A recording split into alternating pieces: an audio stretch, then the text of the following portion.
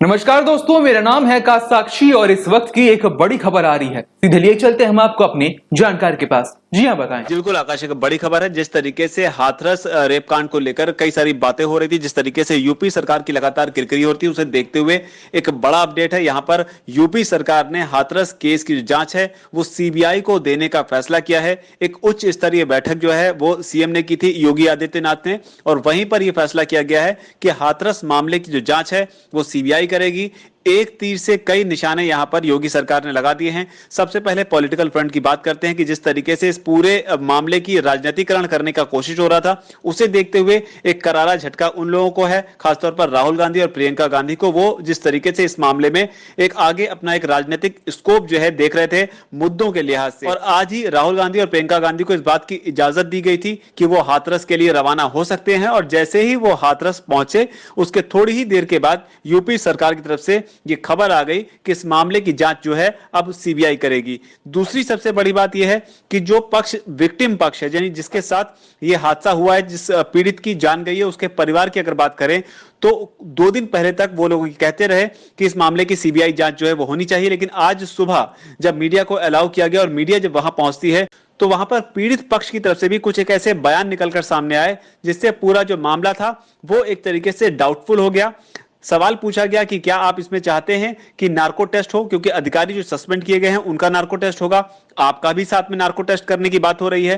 तो narco test कराने से उन्होंने साफ मना कर दिया, बोला कि हम जो बोल रहे हैं वही सच है और अधिकारी जो है वो झूठ बोल रहे हैं, जो झूठ बोल रहे हैं उनका नार्को टेस्ट होना चाहिए।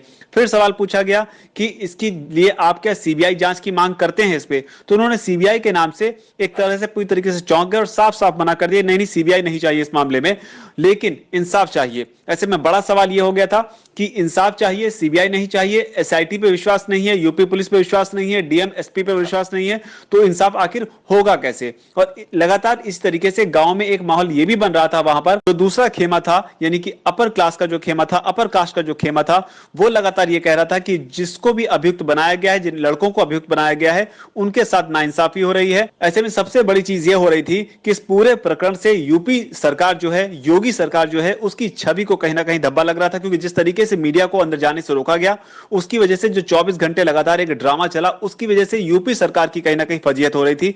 और इसे ही देखते हुए एक तीर से कई निशाने लगाते हुए, यानी एक तरफ तो राजनीति के पूरे मुद्दे खत्म कर दिए, दूसरी तरफ जिस तरीके से इंसाफ चाहिए उस इंसाफ के लिए सीबीआई जांच को रिकमेंड कर दिया है पूरा मामला। और न सिर्फ तमाम विपक्षी लोग बल्कि पार्टी से ही, बीजेपी से ही उमा भारती जो हैं वो भी लगातार ये कह रही थी कि जिस तरीके से इस पूरे मामले को हैंडल किया गया है उससे कहीं ना कहीं है एक डाउट क्रिएट हो गया है कि कहीं कुछ गड़बड़ तो नहीं है। एक धब्बा जरूर लगता है बीजेपी सरकार पर और योगी सरकार पर, और योगी जी की मंशा जो है वो जरूर सही हो सकती है, लेकिन इससे शक जो है जरूर पैदा होता है। और मैं जैसे ही ठीक होंगी मैं भी हाथरस पहुंचूंगी। तो इस पूरे मुद्दे को एक तरह से खत्म करते हुए ये पूरी जांच जो है वो सीबीआई को रिकमेंड कर दी गई, और उम्मीद है कि यहां से जो है वो इंसाफ निकलकर सामने आएगा, और जो दूध का दूध और पानी का पानी होने की बात होती है वो यहां से निकलकर सामने आएगी। जी आकाश, इस रिपोर्ट पर आपकी क्या राय है नीचे कमेंट सेक्शन में जरूर लिखिए। अगर अब तक आपने हमारे चैनल को सब्सक्राइब नहीं किया है तो हमारे चैनल को सब्सक्राइब कर ले। इस वीडियो को यहां तक देखने के लिए आपका धन्यवाद। नमस्कार।